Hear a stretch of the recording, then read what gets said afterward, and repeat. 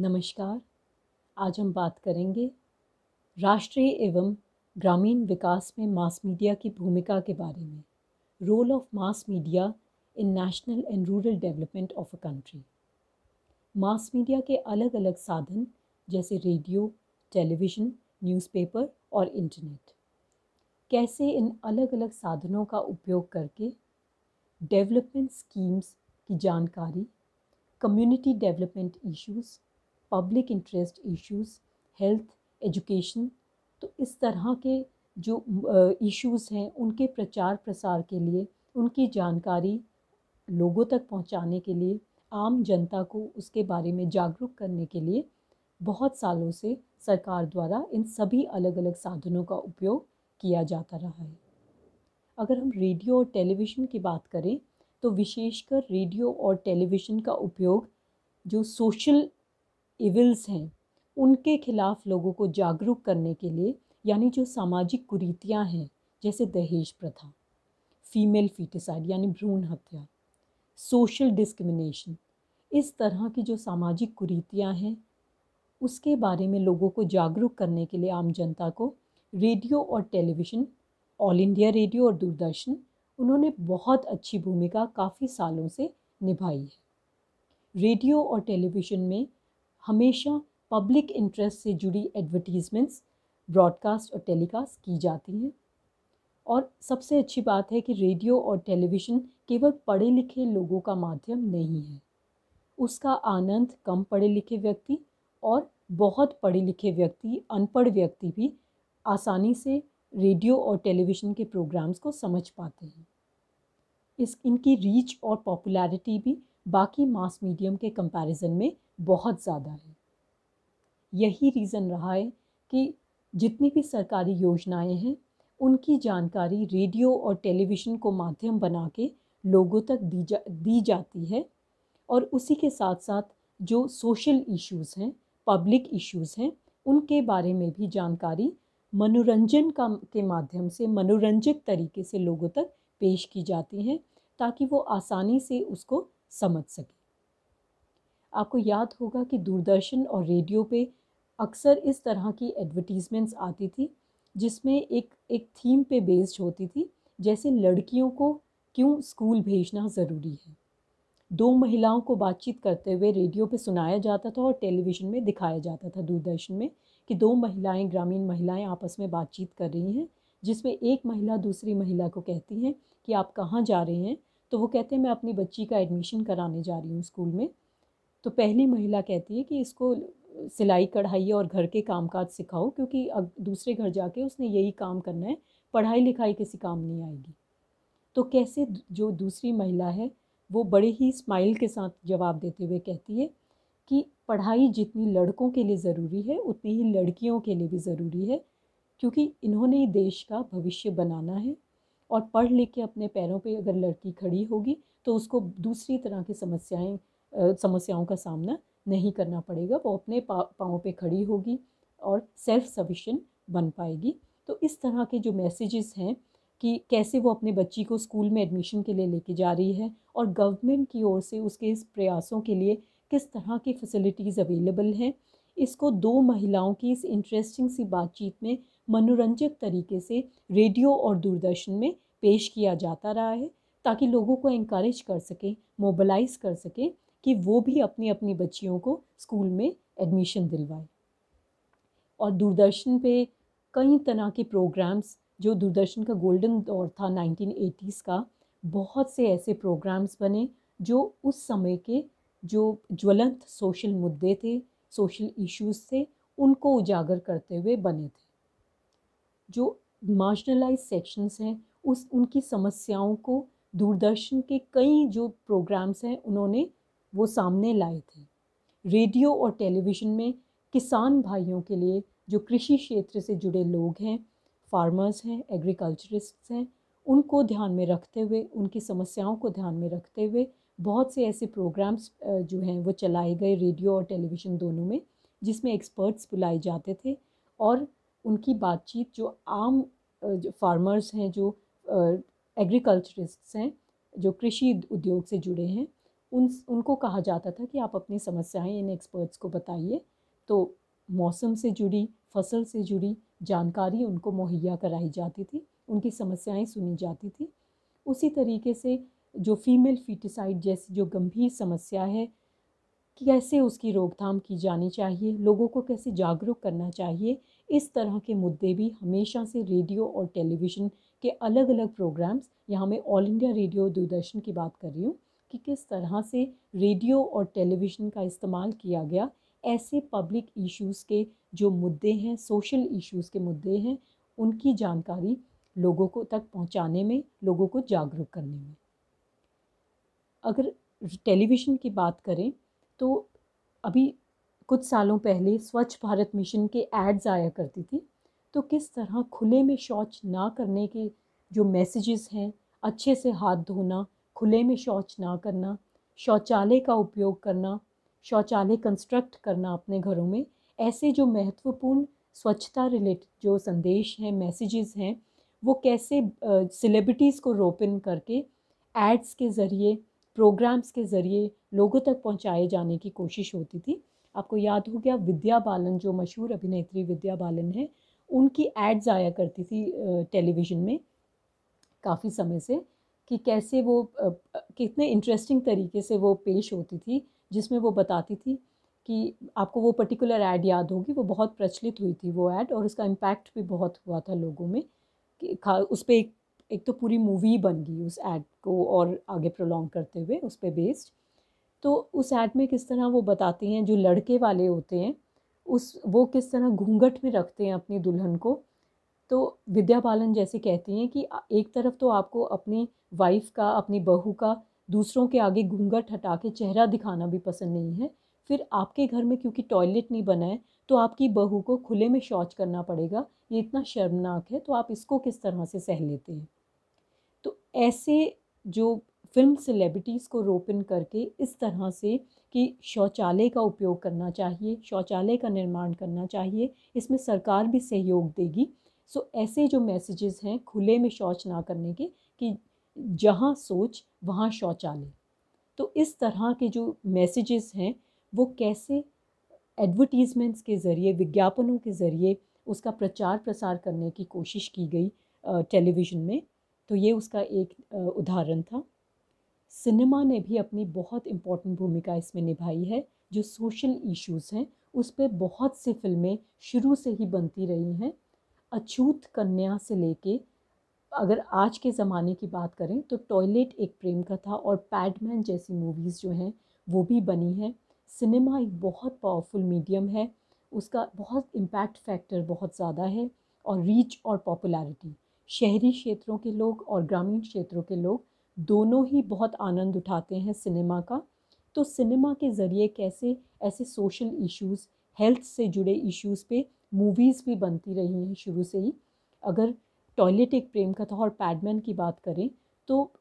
Menstrual hygiene, personal hygiene, sanitation जैसे issues जिनके बारे में आम जनता बहुत संकोच करती है, सोशली टैबूड इश्यूज़ माने जाते हैं, कैसे मूवीज़ के ज़रिए ये संदेश देने की कोशिश हुई कि इन टॉपिक्स पे भी बात करना ज़रूरी है। गवर्नमेंट की ओर से क्या फैसिलिटीज़ प्रोवाइड की जा रही हैं, तो सिनेमा भी एक इम्पॉर्टेंट रोल प्ले करता है। और आजकल तो खासकर जो फिल्म सेलिब्रिटीज़ हैं या स्पोर्ट्स सेलिब्रिटीज़ हैं, यानी जो पब्लिक सेलिब्रिटीज़ हैं, उनको ब्रांड एम्बेसडर बनाया जाता है। सोशल वेलफेयर जो स्कीम्स हैं उनका, जैसे बेटी बचाओ बेटी पढ़ाओ, और जो मशहूर अभिनेता अमिताभ बच्चन हैं, किस तरह उनको जो है रोपिन किया गया था, उनको ब्रांड एम्बेसडर बनाया गया था पल्स पोलियो अभियान के तहत। तो पल्स पोलियो अभियान को सक्सेसफुल बनाने के लिए, उसकी पब्लिसिटी के लिए, उसके प्रचार के लिए और जनता को जागरूक करने के लिए उनके जो चहेते अभिनेता हैं अमिताभ बच्चन, उनको जो है इसमें शामिल किया गया इस मुहिम में। इवन जो स्वच्छ भारत मिशन है उसने अमिताभ बच्चन, सलमान खान आदि जो सेलिब्रिटीज़ हैं उनको रोपिन किया, उनको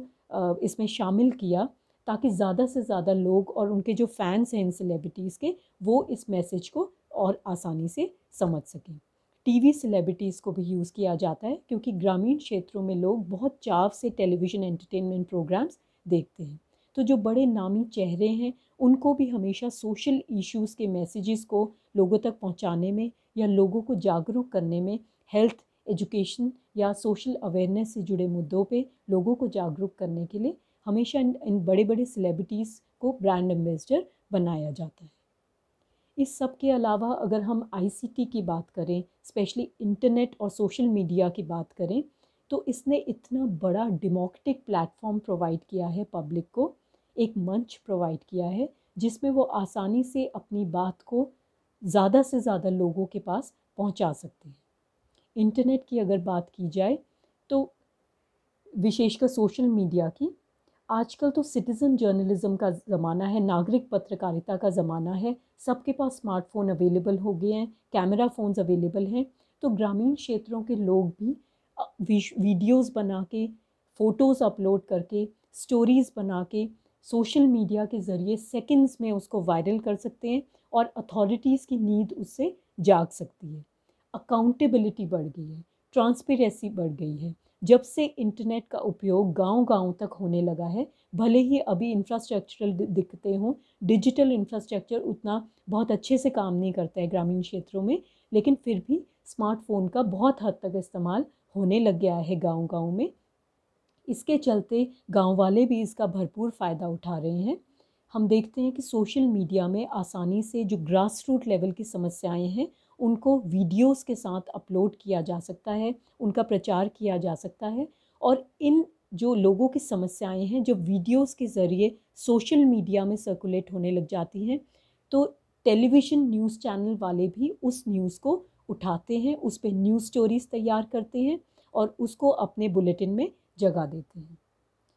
वहीं दूसरी ओर न्यूज़पेपर्स के जो रिपोर्टर्स हैं, आजकल डेवलपमेंट जर्नलिज़म का ज़माना है, तो ग्रास रूट लेवल पे जो समस्याएं हैं वो बहुत बड़े पैमाने पे न्यूज़पेपर में उसकी रिपोर्टिंग होने लगी है। ऐसे डेवलपमेंट इश्यूज़ को कि क्या डेवलपमेंट प्रोजेक्ट्स चल रहे हैं, उसमें कितना काम हुआ है, कितनी करप्शन हुई है, उसको एक्सपोज करते हुए आसानी से न्यूज़पेपर्स और टेलीविज़न न्यूज़ चैनल्स में इस तरह की खबरें प्रसारित की जाती हैं। रिपोर्टर्स ऐसी खबरों को, ग्रास रूट लेवल की प्रॉब्लम्स को उठाते हैं।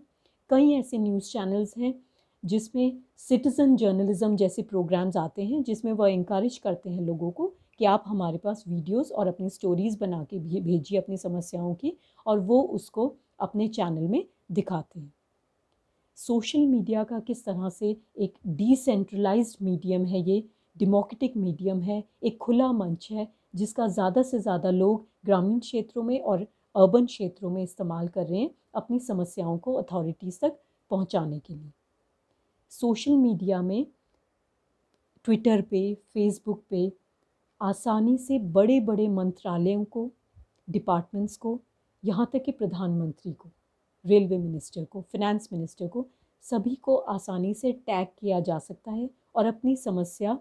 बड़े लेवल पे सब तक पहुंचाई जा सकती है। इसका एक उदाहरण देती हूँ मैं। अभी कोरोना लॉकडाउन का जो फर्स्ट फेज़ अनाउंस हुआ था, तो उस समय क्योंकि सब मार्केट वगैरह सब कुछ बंद हो गई थी, तो मुंबई की एक महिला है, उनके 3.5 साल के बच्चे जो ऑटिज़म से पीड़ित हैं और उनको गंभीर फूड एलर्जी है,